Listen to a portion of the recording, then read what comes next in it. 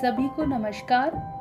शिक्षा दर्शन की कक्षा में आप सभी का हार्दिक स्वागत एवं अभिनंदन। आज की इस कक्षा में वीडियो के माध्यम से समस्त आस्तिक दर्शनों में महत्वपूर्ण वैशेषिक दर्शन के विषय में जानेंगे तथा इस वीडियो के द्वारा हम भारत की महान दार्शनिक परंपराओं की पृष्ठभूमि का परिचय प्राप्त करते हुए वैशेषिक दर्शन का सामान्य परिचय जानेंगे और वैशेषिक न्याय दर्शन की समानता एवं विभिन्नताओं का भी ज्ञान प्राप्त करेंगे। तो चलिए प्रारंभ करते हैं।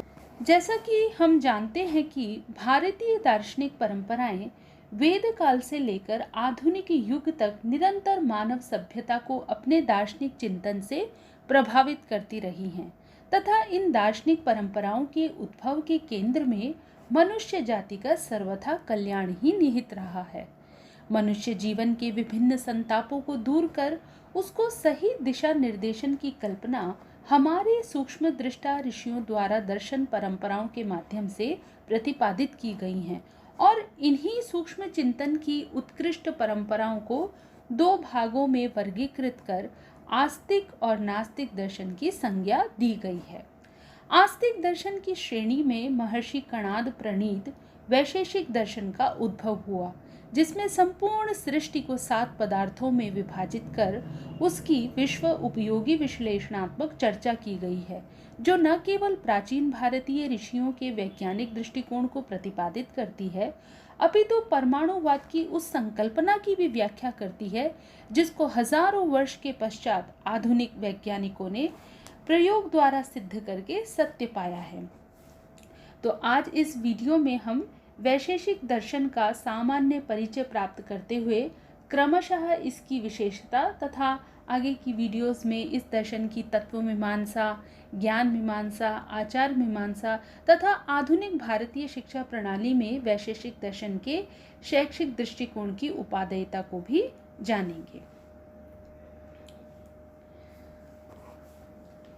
तो प्रारंभ करते हैं। सबसे पहले भारतीय दर्शन की पृष्ठभूमि के विषय में मैं थोड़ा कहूंगी। विश्व सभ्यता का प्रथम ग्रंथ ऋग्वेद माना जाता है और उसमें तत्कालीन परिवेश में मानव मात्र के चिंतन की समग्रता प्राप्त होती है।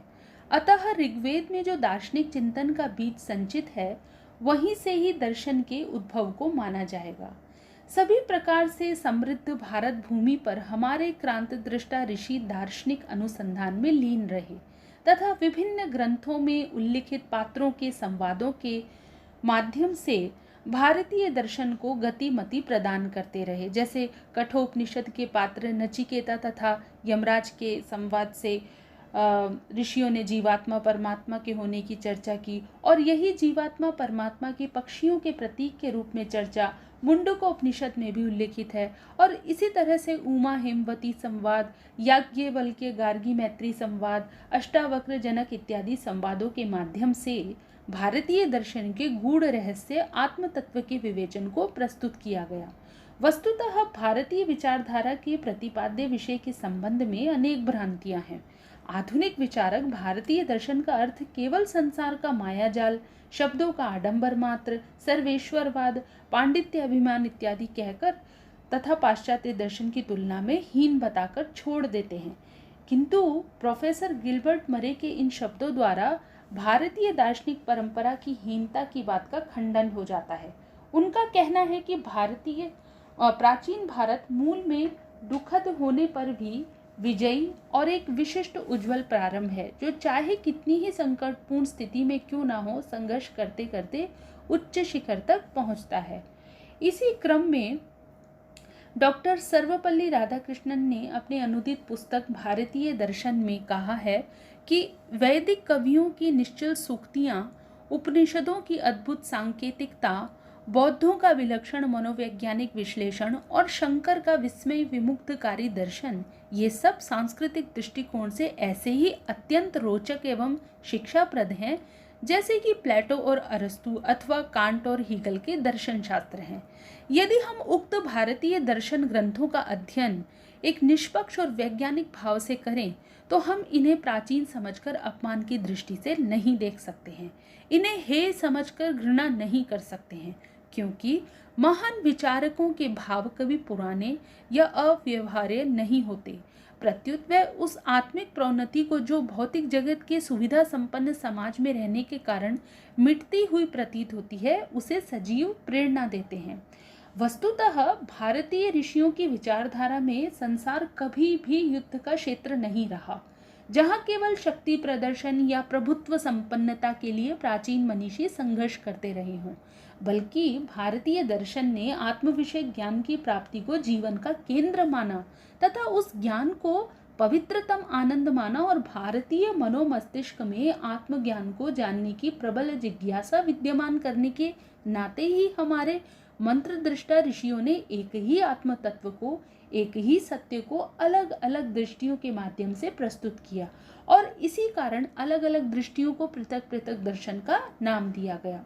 भारतीय दार्शनिक परंपरा में दर्शनों का वर्गीकरण दो भागों में किया जाता है, आस्तिक और नास्तिक दर्शन, जिनमें सांख्य योग, न्याय वैशेषिक, पूर्व मीमांसा, उत्तर मीमांसा को आस्तिक दर्शन की श्रेणी में रखा जाता है।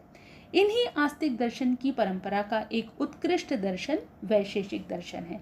तो आइए अब वैशेषिक दर्शन का सामान्य परिचय प्राप्त करते हैं। संस्कृत परंपरा में एक उक्ति प्रचलित है, काणादम पाणिनीयम च सर्वशास्त्रोपकारकम, अर्थात कणाद के द्वारा प्रवर्तित वैशेषिक और पाणिनि के द्वारा स्थापित व्याकरण, यही दोनों शास्त्रों का ज्ञान ऐसा है जो सारे शास्त्रों का उपकारक है। इस कथन मात्र से ही वैशेषिक की प्रतिष्ठा बढ़ जाती है। इस दर्शन के मूल प्रवर्तक ऋषि कणाद के विषय में यह प्रचलित है कि वे उच्च वृत्ति थे और धान के कणों का संग्रह कर उसी को खाकर तपस्या करते थे, इसीलिए उन्हें कणाद या कणभुक भी कहा जाता है। एक किंवदंती के अनुसार कणाद रात्रि में कणों का संग्रह करते थे, इस कारण कहीं कहीं कणाद के लिए उलूक औलूक शब्द भी प्रचलित हुए हैं और इसी वजह से वैशेषिक दर्शन को औलूक्य दर्शन, काणाद दर्शन इत्यादि नामों से भी जाना जाता है। और साथ ही यह भी प्रचलित है कि कण अर्थात परमाणु तत्व का सूक्ष्म विचार विश्लेषण इन्होंने किया है, इसलिए भी इन्हें कणाद के नाम से जानते हैं, क्योंकि ये वैशेषिक दर्शन के स्वतंत्र भौतिक विज्ञानवादी स्वरूप का परिचायक है। इस दर्शन को वैशेषिक संज्ञा विशेष शब्द के कारण प्राप्त हुई है। इस विशेष को समझना भी अत्यंत आवश्यक है। विशेष शब्द का अर्थ भेदक अथवा व्यावर्तक है, अर्थात जो दो वस्तुओं में पृथक धर्म स्थापित करे उसको विशेष कहते हैं। उदाहरण के तौर पर दो मनुष्य हैं, किंतु वह कौन सा गुण या विशेषता है जो उन्हें समान जैविक शरीर होने के बावजूद पृथक करती है, विशेषता कहलाती है। विशेष शब्द का एक अन्य अर्थ परमाणु भी है। वैशेषिक दर्शन परमाणुवाद का, जिसको अंग्रेजी में हम एटॉमिक थ्योरी कहते हैं, उसका प्रतिपादन करता है। इस दर्शन के अनुसार वस्तु की एक ऐसी अवस्था जिसे तोड़ा ना जा सके परमाणु कहलाती है, अर्थात किसी भी वस्तु का सूक्ष्माति सूक्ष्म कण जो चर्म चक्षुओं से साक्षात देखा नहीं जा सकता, अर्थात जिनको हम अपनी आंखों से नहीं देख सकते, इस परमाणु विशेष की चर्चा के कारण ही इस दर्शन का नाम वैशेषिक दर्शन रखा गया तथा भारतीय दर्शनों में वैशेषिक दर्शन को ही विज्ञान के सर्वथा निकट माना गया है। वैशेषिक दर्शन में कही गई पीलू पाक, पिठर पाक, इसको अंग्रेजी में केमिकल रिएक्शन कहते हैं, इत्यादि बातें आधुनिक विज्ञान के साथ साम्य रखती हुई सी प्रतीत होती हैं। अब हम वैशेषिक तथा न्याय दर्शन की साम्यता के विषय में जानेंगे। वैशेषिक दर्शन को न्याय दर्शन के समांतर या हम कह सकते हैं एलाइड सिस्टम में इसको देखा जाता है। इसका कारण यह है कि दोनों ने एक दूसरे की तत्व मीमांसा को स्वीकारा है। दोनों ही व्यवहारिक जगत को वास्तविक मानते हैं तथा बाह्य जगत और अंतर जगत की अवधारणा में परस्पर घनिष्ठ संबंध मानते हैं और बाह्य जगत जो मानसिक विचार पर निर्भर नहीं है, यह स्वतंत्र है, ऐसा उनका मानना है। यही कारण है कि न्याय वैशेषिक दर्शन के बहुत से ग्रंथों को पढ़ते समय यह ज्ञात नहीं हो पाता कि वह ग्रंथ कौन से दर्शन का है, क्योंकि दोनों दर्शनों के सिद्धांत इतने अनुस्यूत हो जाते हैं कि कई बार स्पष्ट नहीं हो पाता कि कौन सा सिद्धांत किस दर्शन का है। फिर भी वैशेषिक दर्शन के प्रमुख ग्रंथों में कणादकृत वैशेषिक सूत्र आते हैं। इसमें 10 अध्याय हैं। कणाद के बाद सर्वाधिक प्रचलित आचार्य प्रशस्तपाद हैं, जिन्होंने पदार्थ धर्म संग्रह नाम का वैशेषिक सूत्रों पर भाष्य लिखा और पदार्थ धर्म संग्रह के भाष्य की टीकाएं न्याय कंदली श्रीधराचार्य 10वीं सदी में उन्होंने लिखी, किरणावरी उदयनाचार्य 10वीं सदी इत्यादि में उन्होंने लिखी। और भी न्याय वैशेषिक दर्शन के संपोषित ग्रंथ प्राप्त होते हैं, जैसे न्याय सिद्धांत मुक्तावली, तर्क भाषा, तर्क संग्रह इत्यादि। इन ग्रंथों में केशव मिश्र की तर्क भाषा तथा अन्नम भट्ट का तर्क संग्रह वैशेषिक दर्शन को समझने का प्रवेश द्वार है। ये दोनों ग्रंथ दर्शन के तथ्यपरक सत्यावलोकन में कुंजी का काम करते हैं। तो अब हम इनकी साम्यता के साथ साथ इनमें क्या भेद है, इनमें क्या भिन्नता है, ये भी जानते हैं। यद्यपि वैशेषिक तथा न्याय दर्शन के बहुत से सिद्धांतों में सामीप्य है, किंतु फिर भी इनकी विभिन्नताओं को भी जानना आवश्यक है, जिससे वैशेषिक दर्शन के प्रति एक स्पष्ट दृष्टिकोण बन सके। न्याय वैशेषिक दर्शन को समान तंत्र की संज्ञा इसलिए दी गई है क्योंकि ये दोनों दर्शन पदार्थ, जिसे अंग्रेजी में हम कहेंगे कैटेगरी सब्सटेंस की बात करते हैं, किंतु न्याय 16 पदार्थों को मानते हैं तथा वैशेषिक 7 पदार्थों को मानते हैं। साथ ही ये दोनों दर्शन बहुविध सत्य को स्वीकार भी करते हैं। अद्वैतवाद के प्रवर्तक शंकराचार्य की तरह एक ही ब्रह्म को ये सत्य नहीं मानते, और दोनों ही दर्शन वेदों की प्रामाणिकता को स्वीकार करने के कारण आस्तिक दर्शन की श्रेणी में आते हैं। दोनों दर्शनों में भौतिक जगत के स्वतंत्र अस्तित्व की बात कही गई है, किंतु न्यायशास्त्र प्रमाण, जिसे हम अंग्रेजी में कहेंगे सोर्स ऑफ नॉलेज, इस विचार को मुख्य मानता है तथा इस शास्त्र में तर्क सम्मत जजमेंटल अंडरस्टैंडिंग इस पर बल दिया गया है, जो कि एक प्रक्रिया द्वारा वस्तु के निष्कर्ष तक पहुंचने का परिणाम होता है। इसलिए न्याय को प्रमाण शास्त्र भी कहा जाता है, जबकि वैशेषिक प्रमेय अथवा प्रमा, जिसे अंग्रेजी में हम ट्रू नॉलेज कहते हैं, उस पर अधिक बल देता है।